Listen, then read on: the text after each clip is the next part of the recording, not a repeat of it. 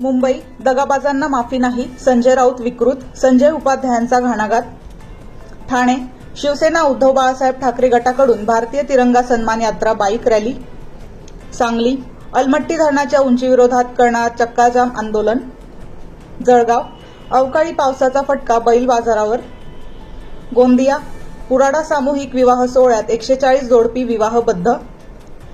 नाशिक सिडको परिसरात युवकांवर कोयत्याने वार. जालना भारताने पाकिस्तानला गुडघ्यावर आणले आहे, रावसाहेब दानवे. डोंबिवली 2 वर्षे रखडलेल्या रस्त्याच्या कामासाठी डोंबिवलीत नागरिकांचे निषेध आंदोलन.